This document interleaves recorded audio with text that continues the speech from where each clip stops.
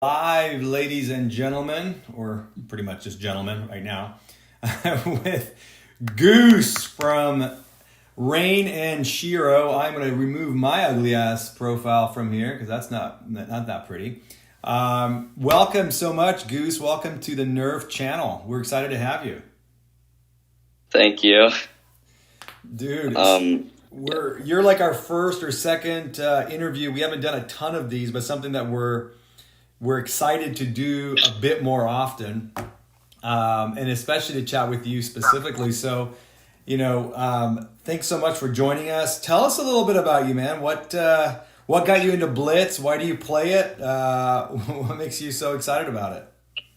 So I started playing Blitz like back when I was in 5th grade, like a no-brainer and things like that. So I was just searching through the App Store, and then I was looking at some free games because I had like no money.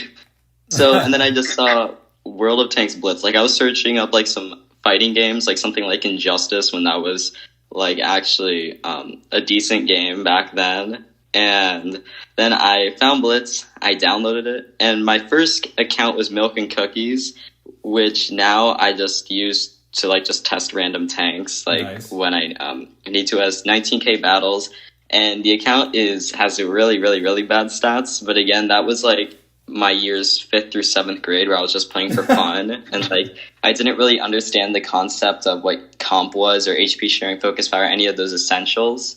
And I didn't even know what Discord was. So I was mainly just chilling with my 40% bros like on that account. And I mean, that's really good. And like when I got into Blitz, then I think it was until my, until like 2 years ago when I started getting into comp, and my first comp clan I was ever in was Cruel 2. And the clan, it was a decent clan. Like, yeah. Of course, like I wasn't on a main team or anything, but that's what I started learning how to play just quick tournaments in general, even register for a tournament, because I was so used just playing like KV2 in pubs. And of course, I started out like with my tier 6 tournaments and things like that. So it's pretty fun. Yeah, same here. That's awesome. So tell me about what got you better? Like, was it what got you in to become a better player? From like, it sounds like you started really young. What got you from like, ordinary to good to great? What were some of the tricks? I honestly don't know. I'd say my biggest transition was when I went to Union. And I was like in Union for around 7 to 9 months. I met some really great guys in there, like XY, Chester, some people like them. And they helped like transition because, so after my Milk and Cookies account, I think it was the December of last year when I said, because I had a friend named Chocolate who was in Doomed and things like that. And I told him, you know what? I'm going to create a better account, because when I decided to do that, that was at like I think that was in my 8th grade year when I decided, you know what, I'm going to create a better account. I'm not going to be a shit player anymore. And I remember back in January, I told Chocolate, I was like, yo, I'm going to get this account into Rain one day. And he said, we'll hope to see it. And some of the tricks and tips I've used, like to just go along the way I was like watching more Blitz videos on how to play certain tanks like Meadsy, and like, that's when I really started getting into them, because before it was Bushka and all that, but now it's like, it was Meadsy, and then that's really it. I despise Strudels, to be honest. And with those tips, like I played more QTs. Like my first tier 8 on my orange account was like my Tiger 2, and then that's when I started learning about comp tanks, Blitz stars, WN8, WN7, survivability rate. That's when I started learning about all those things. And of course, that's when I figured out that mediums and lights certainly were not my stronghold at all. Okay. But what was my stronghold were heavies. Heavies were a really good stronghold for me. And the orange account was really like the account I started learning how to, what's a good average damage? Like, what's something good like that? And of course, my IS4 damage is the highest, 3.3k, and everything is lower. But then that's when I was still learning, okay, how do I play the E100? How do I play the Vickers? Like, all those other tanks and things like that. So it was pretty interesting. But along with more tips that I used, I would ask like some friends, like, hey, yo, how do I play this tank? Could you tune with me more? Could you teach me some things about tier 10 comp, and I mean a lot of that just came from the experience with Union itself, to be honest. That's awesome, man. Well, good to hear that. That's a good clan for sure. I mean, you're just so you know. I mean, and you know already, but you're ranked 40th currently with your IS-4. You only average 3,312. Do that, I'm kidding, obviously. When I do that much damage, I get up and run around the house. So that's your average game, which is just. And you know what's actually struck me as really neat is your shot efficiency is just through the freaking roof, 104%. That's not. It's a good cannon. It's probably the best IS cannon, certainly in tier 10, like IS variant. But the survival rate you have is 57%. I mean, that's just crazy. I mean, and to be honest, so the IS-4 is like certainly an OP tank, but like, I mean, and I kind of abused it to be honest, but like if you check my like object account, which I'm mainly using like just to help out certain clans, like I said before, and things like that, we'll jump to that. Yep, I'm on the survivability rate is like almost 70%. Yeah, I think your object account, I should say, sorry, I was screwing around, but your object account, you know, you have a win rate of 33.55. That's your orange account. And your object account is actually a little higher, your win rate, at least your 30-day win rate. So you're doing something right with both accounts, for sure. You play the IS-4 with that as well, yep, 100. But you play the T22 medium a lot with your object account. Is that for tournaments? Yeah. Well, the T22 medium, again, like mediums aren't my stronghold. I mean, yeah. I kind of played it sometimes, but again, I got it right at the beginning, and I didn't really have the credits, so that's why the average damage is like so low. It's because I literally would run out of credits every single round, but I'd want to keep running the tank, so sometimes I'd make some stupid decisions like not running the camo. But to be honest, all the XP I built up on the tank was worth it. Your average damage with the T22 after 718 battles is 3,055. That's pretty insane to me, but I guess for probably the folks you play with, I guess that's just ordinary. 3,000 damage with a tier 10 is awesome, man. That's pretty. For certain. All right, so give us your favorite tanks. What are some of your favorites to play with? Let's see. I'd have to say the Dracula, Celestial, IS-4. What else? KV2, before all the OP tier 7 started coming in, T29, and the Vickers Light. Those would have to be my favorite tanks. All right, so I gotta ask because you are ranked according to this. I don't. The rank here is a little funky. I know that, but according to this, the Celestial or the 112, the WZ 112, you are currently ranked third out of 855 players. Your win rate's 3,700. I've struggled with this tank. I'm an OBJ. My stats with the 252U are very good, but my stats with the 112, which I just got a couple of weeks ago, are not great. What's your secret to the 112? So, I just be really, really aggressive because the DPM in the tank is around 1,800. Right. Which is certainly, it's like around the same as the 252U, maybe a little more.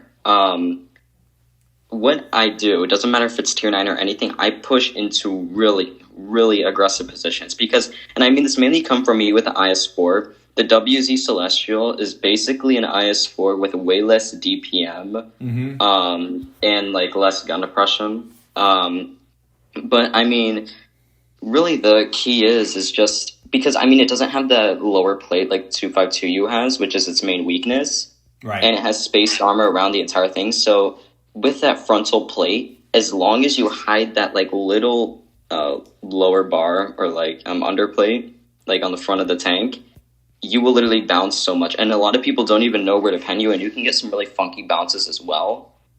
And I mean, if you face hug, it's basically game over. Or even side hug, it's game over for the enemy, because not only is your tank incredibly low to the ground, even with it being very low to the ground, it has a very, very strong armor profile.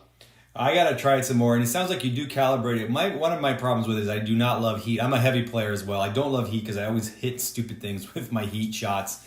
I can agree on that. But and it shoots heat versus a 252U that shoots APCR for Pramo. However, since I've calibrated, it's made a big difference. especially when shooting the front of tanks, etc. But it's fast as hell, and the reverse speed on it's amazing. I mean, it's so mobile for a really really well armored tank. You average 2,800 damage with it, dude. That is just bonkers for me. It's just incredible. Actually, what's even more, I guess your funniest one I read, I was looking at this earlier, is you average 2,520 damage with your T29. I can't get over that. T29 is probably becoming my favorite tank today, given how good the buff was on it. So that's just wild. Your win 8's 5,039. You're not ranked. I guess you haven't played enough with it or something for rankings, but I think you'd be hard pressed not to be number one with it. Oh, for sure. Like the T29, literally, I mean, the speed boost, is what has saved me so many times. And even like with some of the worst RNG, people would just not be able to pen me. Like I'd go up against enemy T29s and like things like that, and they would not know where to pen me. And I just load APCR and shoot them like on the hatch on the turret, and it's easy because I mean against any like tier 7, even smashers, like you can literally just snapshot them or get a shot into them and just back away because like the turret is so troll. Sometimes the hatch shots go in, other times they don't, and the majority of the time, like people just are having to end up firing HE at you or just not even shoot at you at all because of like not only how good the gun depression is, like the alpha of the gun, and then how big the gun mantlet is, and then the troll hatch. Like it's things just very OP in general. It is just an awesome tank. I have. It's I think it's become my favorite, certainly my favorite tier 7, if not one of the top 5 tanks I like to play. I love playing heavy tanks as well, and that one has just become so incredibly good. And you have the speed boost, the super speed boost now. You can just ram the hell out of people with it as well if all else fails. Oh, for sure. In the front armor is so strong, your rams are just, with that speed boost, if you can catch someone in the side or something, it's just incredible. Well, that is awesome. Okay, so last question before we jump into some of your replays. One thing that our clan, we are a huge fan of Rain. Easily, you guys are our favorite clan to support. I was heartbroken last year during the Twister Cup with the Progettos ruined the day. Otherwise, Rain would have won that. I think you guys have some really, really good players. Obviously, very classy crew as well. But what does it take? You mentioned you got into Rain recently, right before we started here. What does it take to get into Rain? If you got a lot of players who'd love to do it someday, what are the things that they would need to do to make it like you did? Okay, so I applied to Rain all the way back in I think the middle or end of spring, and I've been in there for about 3 to 4 months now. Of course, I've been a little inactive on my Orange account, but that's because I've been grinding on this account, helping other clans. So when I first applied, there was a little document I had to fill out, and it would ask me yo, how do you, what do you want to improve upon? What's your WNA? Show me your tier 10 stats. Just basic questions like that. And from what I've heard, there were over 50, 100 applicants. I can't necessarily remember. And later that day, I received a DM from one of the deputies, and he DM'd me asking, hey, can we BC? He asked me those same questions again. And of course, when you write something out and then talk about it, sometimes your answers can be different. And mine were slightly different, but still had the same concept of what I was trying to give out or let other people know, or let him know specifically. And then after that, he gave me roles in the Rain Discord, and then I started having trainings every single week. And the trainings would mainly just be scrims of just mixed players. And of course, this is when some of my friends were in MJ Gamer, Button, just Desperado, people like them. Some of them have retired, but some of them I'm still with, we're chilling and things like that. But with that included, every single training, I would just have to improve, listen to calls, learn how to make rotations. It was basically a train camp for just comp players with intermediate experience or a high level of experience. And of course I was in the middle. I had an average amount of experience, but within each training, my first, I was really scared because obviously you're working with Rain, you're working with the best, the Do, Fatness, Afro Panda, Nike SB, TJ, Hated Fate, people like that. And with that coming in, each training, each week, I was drastically improving over and over and over again. And like that's mainly what kept me in Rain. And like again, with that, like the main goal of me heading to Rain was so that I could eventually just move on from there, which is like just the training camp to like bigger clans and start helping people out and things like that. So I mean, what it really takes to get into Rain, like in my opinion at least, is like dedication, listening, and following directions. Those are the three things it takes. And to be honest, it's not only for Rain, because I mean, on my other account, like I was on Interstellar, I was in Purple, and soon, like if I really wanted to, maybe once I reach 5K battles, I could go to Pencer if I really wanted to. Like I have lots of opportunity that I could take, but I mean, and I really feel like Rain was the experience, because for 3 to 4 months, or I think 2 to 3 of just trainings, like every single week, I was improving drastically. And the three main categories that helped me improve drastically were listening, following directions, and just giving dedication. Dedication as an attendance, me like focus firing, like those essential basics of comp and things like that. And now you can just see how far I am within the game, and like how I'm like in a top 8 clan right now, just participating for Twister. So, well, that's awesome, man. Yeah.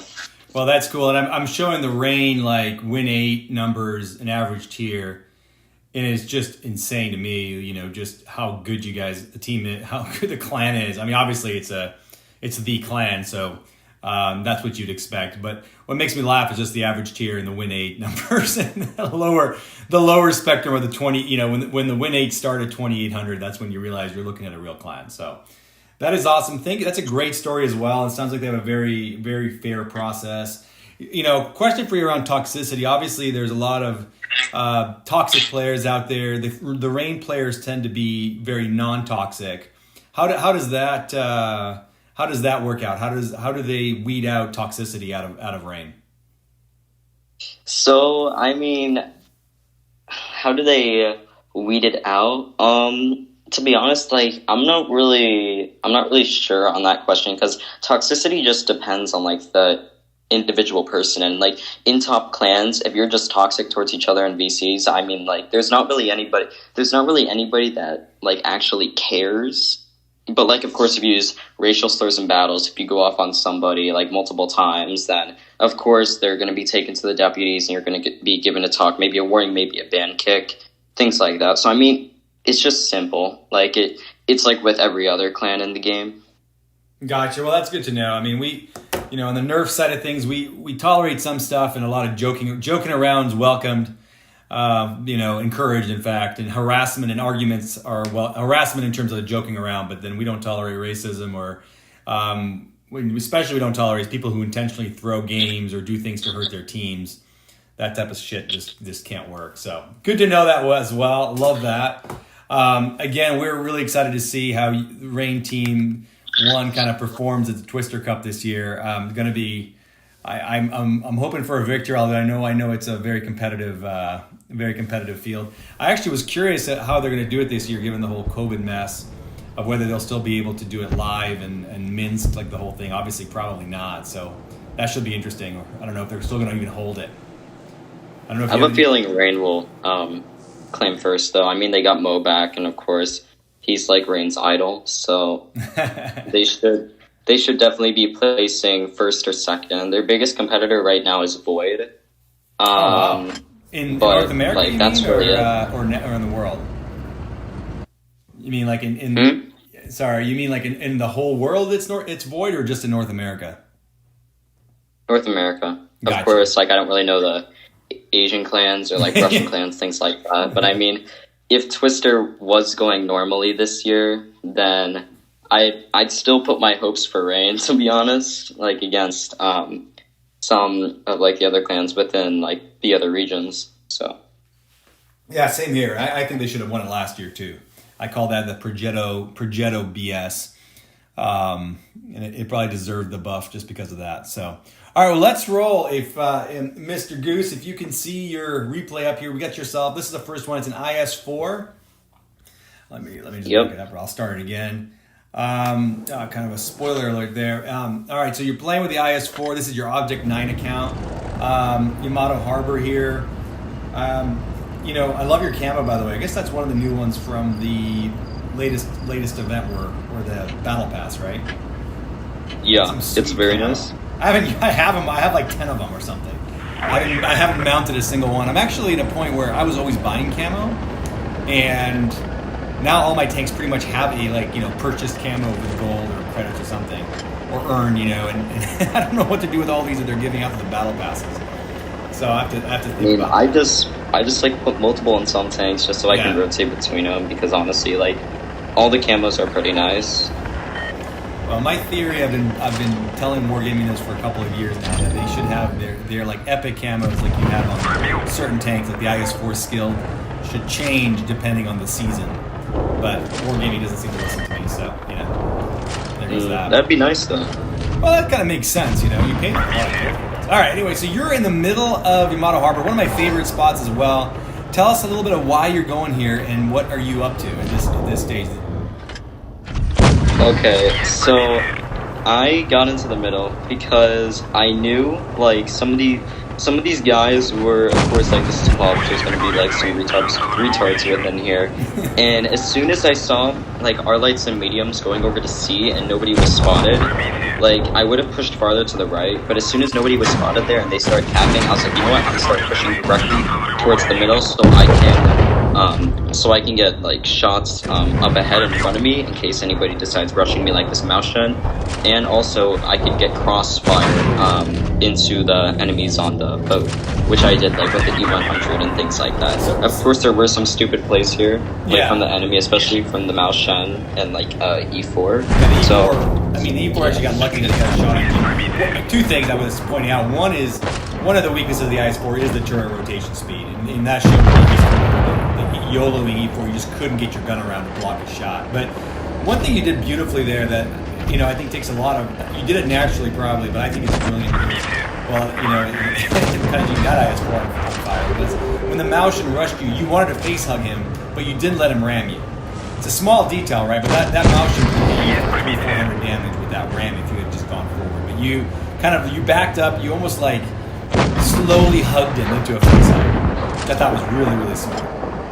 Yeah, I mean, I knew he wasn't going to pen me. Of course, like, a mouse could probably pen me, but I knew with the Maushan gun, like, how, like, inaccurate it can be sometimes and things like that. I knew if I just face hugged him, he wouldn't be able to penetrate me at all, just I didn't want to take any unnecessary damage, because, like, the more hit points you have, the more XP you earn, and that's just something I was trying to do during this battle, to be honest. Very nice. And then, of course, I mean, one of the things I love about the IS-4, the speed with it is just so incredible. Okay, so why did you choose, I mean, I know this game doesn't matter, you're 7-1, but why did you choose to kill the tortoise there the Progetto? I chose to kill the tortoise because, of course, it's more damage, but also because, our mediums have high DPM, and the Progetto was on 32 HP. Right. Me wasting a shot on the Progetto honestly wouldn't really matter. Of course, like, I should have taken the shot on him instead of the tortoise, but I saw that both of our mediums were reloading their shells, and I was about to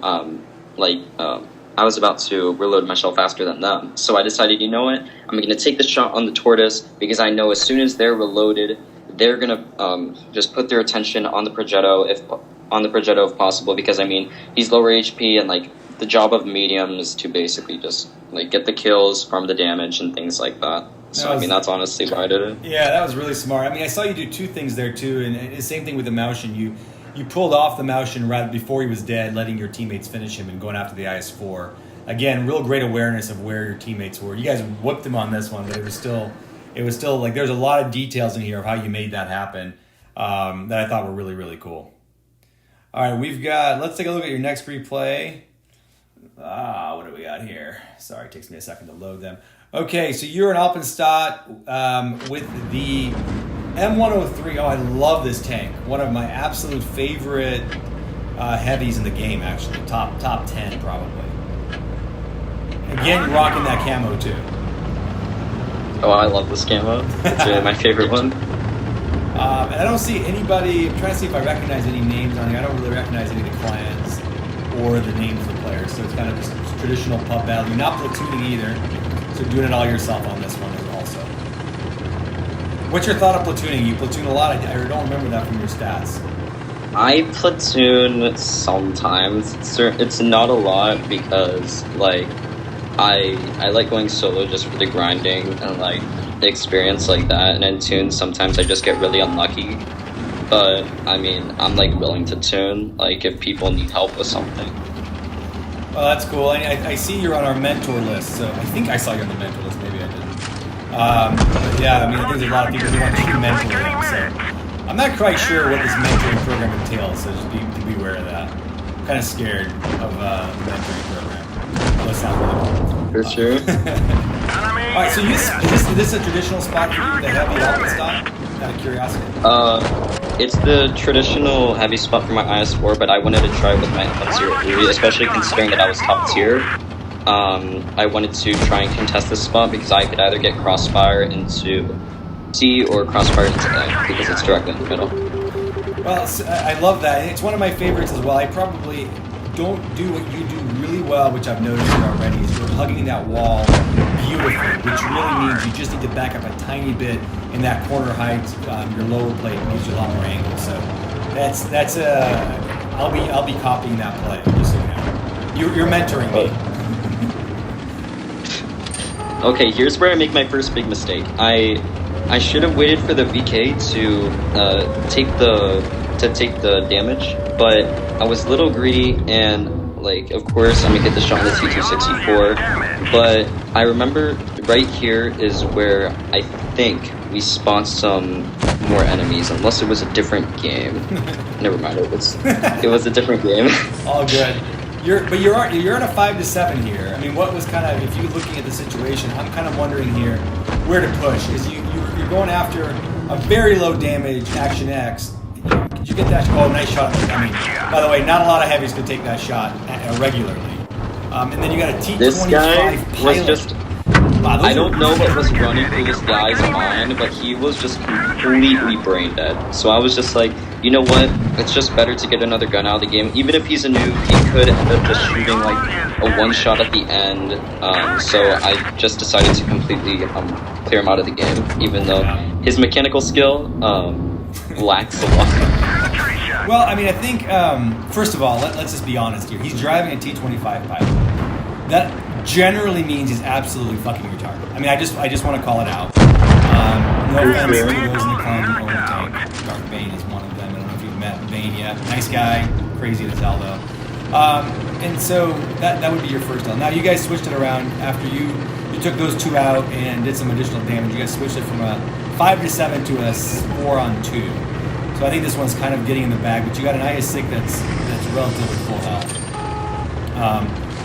How much do you love this speed boost on these guys, the extra fuel? I love the speed boost. I can't tell you how many times the speed boost has helped me obtain more damage like within games and also allowed me to escape situations where I would have died without it. So it's been really helpful. It's one of my favorite things, and it really is a game changer. I do know we have some players who don't shoot well, not so much anymore, but in the past we've had players who don't shoot Pramo to save coins and things like that. You know, one adage, and I think you see all the good players do it, is you guys are using every consumable, every ounce of additional help you can get matters, you know, and that's nice shot. I wish they'd give this thing -10. That's the one thing that ticks me off. It should be -10, not -9, but oh well. I digress. Nice game there. You carried the team. Let's take a little bet here. What do you think your T-25 pilot? What are you calling his win rate? I'd say around I'm going with a 38. Ooh, that's pretty low. I'm gonna be a little bit more optimistic. I'm gonna say 41. Let's have a look. Oh my God! I knew it. I told you I knew it. Oh my sweet God! Why? I mean, I feel bad for this guy. He's played 332 battles, and he bought himself one of the worst tanks in the game, the T-25 pilot. And then, oh, Jesus. Oh, well, I do feel bad. All right. Not really. I feel bad for anybody that has him on their team. That's actually more like it. All right. Next one. And then if we have time, I'm going to make you watch my mastery of the day. No, I'm kidding. I won't. All right. All right. So once again in the M103, this map. Tell me how the hell you play this goddamn map. This is probably my least favorite map in Blitz. Bro, this is one of my favorite maps. Is it real? Okay, talk to me. Tell me why. I do like it. I should say I like it when I'm in a heavy. I do like it in heavies. Okay, I hate this map for mediums. Yeah. For mediums and TDs. It is the worst map for mediums and TDs. Lights, it's an okay map. Heavies, though, this map is crazy good for heavies. And like most of the time, if I was running an IS4, I would not be taking like some unnecessary damage because I mean, of course, it has a lower turret and things like that. But going through my mind, I see the heavies all towards the other cab, not the. I think this is C cab to the left of me. And I just decided, you know what, I'm gonna help clear these mediums that are overexposing that our lights and mediums are needing to clear right now. And as you can see, our Pantera made a retarded move of just pushing up and taking damage. But with him pushing up, he was able to spawn out some of the enemies that I did not realize or see. So he spotted the TDs, he spotted all the heavies as well. And as you can see, the Yag is completely hidden by that building, which means I'm not going to be taking any sort of unnecessary damage from him. As well as the VK and that other tank behind him, they are of course going to start pushing up, but as you can see, they're only going to be holding that corner. They're not necessarily going to be pushing out at all. As well as that Lurver, he's not going to be pushing out a lot. And of course, these guys are going to make some really bad decisions with overexposing, because as you know, the VK's track wheel as well as the Lurver's track wheel are very weak. And of course, when they try to expose their gun over, they have to take.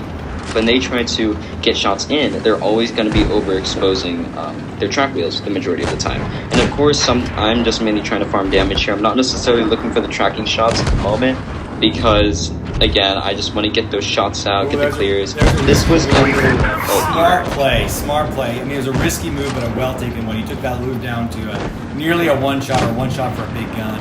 I like that move. That was aggressive play. You're also noticing they're not really looking at you except for the Luber. He's shooting Pramo at you, so you can assume he's only going to hit you for like 200 something. All right, now the STI. Is that an STI or ST1? Maybe you can answer this question for me for all time. So. I mean, I maybe call it like just an ST1, to be honest. Now, I will admit, by the way, that is my favorite, pretty much a favorite heavy tank. Not this guy that's playing, but that STI or 1 is just, it's just everything a heavy should have, in my opinion. But you were just absolutely... This guy's a fucking idiot. What the hell is he doing? No, see, I'm still trying to figure out the M10 Goose turret, like where it can all be hanged, like especially on the front. Yeah. So I gave this guy 2 shots, but I feel good that I gave him 2 shots, to be honest, because I mean, with his team and then also with him running a stock S2, he kind of just deserves to have at least some damage. Wow, that was just fun. for him trying. That was fun. MC2, woohoo. Probably your average. Well played there. Another 4,000 damage game. I love how you use the M103. It's such a mobile tank. Used so well. I need to play it more. I probably forget about it for some reason. I need to go back to it. But it's such a wonderful tank. So, all right. So we have time for one more replay. Should we grab one from Nerfed? We have a bunch of replays out there. You can grab one from Nerfed, and I will tell you the things the person's doing right and what he could have done better and like what he is doing right. Let's see what we got here. We have a lot of really, really good replays. We have a lot of funny discussions on the chat as well, half of which I have time to read, half of which I don't. Where are our hashtag replays? Okay, let's see what we got today. So Lek, why don't we review Lek? Nothing would be more fun than that. Lek mastered his MK1. For those of you who don't know, Lek's my brother, so I like to tease him. So Lek has been, he moved around or something and hasn't been able to get any good games recently. He's also been grumpy and saying that he's not happy with the game. And oh, guess what? We're in the exact same spot and with a medium here. So, right, so we looked at a mastery here with a heavy. What are your thoughts about a medium here? Where would you go? Okay, so if I was the medium, I'd technically just push over to the normal or transitional or traditional medium spot, which would of course be going to the left. Yeah. I wouldn't be pushing as far or like overexposing as much as that T92 because as you can see, he's just YOLOing directly to the middle. But of course, he would have spotted people by now, and of course, there's everybody. So Lek is definitely making the right move of staying back, acting as a support tank, and trying to get those shots in. Of course, it'd be nice if we could get some shots in on the crease, but it doesn't seem like he's going to be able to. So he's going to start focusing this AMX, which is of course the right move because he's the only one that's peeking. But of course, taking out the ISU, I'm not sure if he has the BL10 or not, but that is the direct move. He gets a very nice bounce on the OP turret. That is ISU BL10 shooting Pramo that he bounced, I believe. 545 looks like Pramo from the BL10. So, yeah, wow, that's a hell of a bounce. That turret is awesome. I don't know if you have this tank. I love this tank. It is so good. Oh, for sure. I think it's in Steam. I can't remember if it's in Steam. Let's see. Yes, so now it's pounding the AMX. I like this spot. I played that exact spot with a lot of heavies that have minus 10. I was just in it today with the T28 Defender, for example, exactly where he was a second ago. But you need something with gun depression and a turret. To be honest though, this team is like pretty bonkers all over the place because as you can see, their TDs are in positions where heavies and mediums should be. Their heavies are pushing directly into the middle, which means that his teammates are going to be getting crossfire from the right and the left. The Tiger 2 did make the correct play of clearing out that one shot.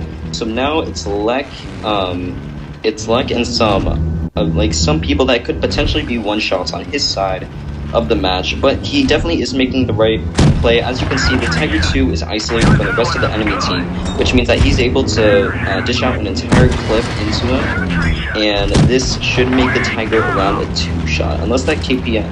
I can't tell if there's a KPF on his team or not, or... no KPF, but I mean, by the way, it's now a 3-on-5. 3-on-5. And I can tell you that he's got a player from Hunt on his team.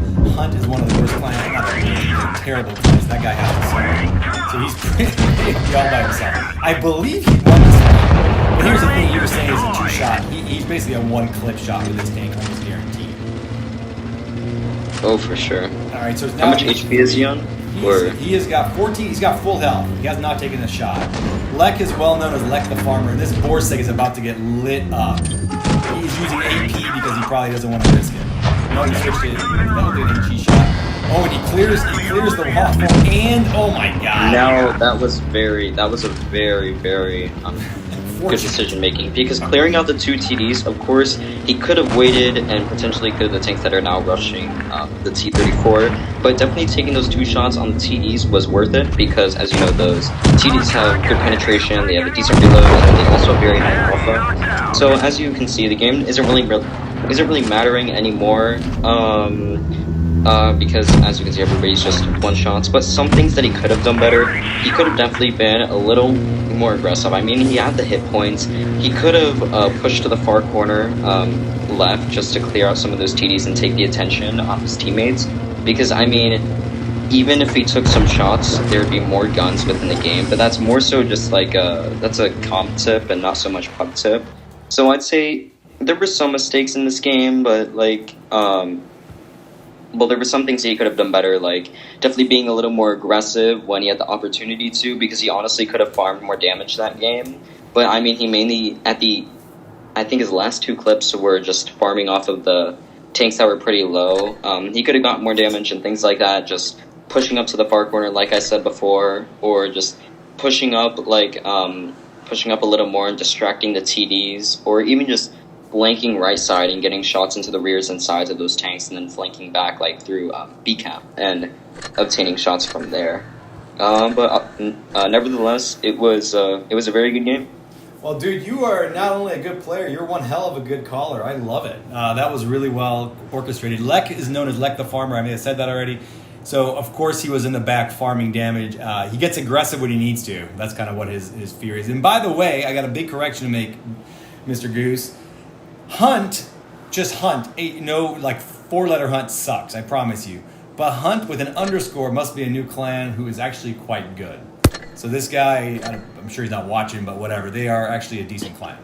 Good to know. Hunt with an underscore, not General Hunt. I promise you, they suck something awful. So, well, very good, my friend Goose. Thanks so much for joining us. I love this. I hope we can do it again. You are fun to learn from. Any last words to those on? We got a few people watching. Many will watch. Any other additional thoughts or anything else you'd like to tell us? I am open to like mentor people like 3 to 6 p.m. Anything blitzwise, calling, like co-calling, comp-wise or pub-wise, you can just send me a DM and I will be glad to help you out. And that's all. Well, very good. Gentlemen just said hello. Thanks so much, everyone that was watching. Mr. Goose Man, loved it, learned a lot. And it was just 40 minutes, but it flew by. I really appreciate your time. And looking forward to seeing you in the battlefield, hopefully on our side, not against, because that will not be pretty.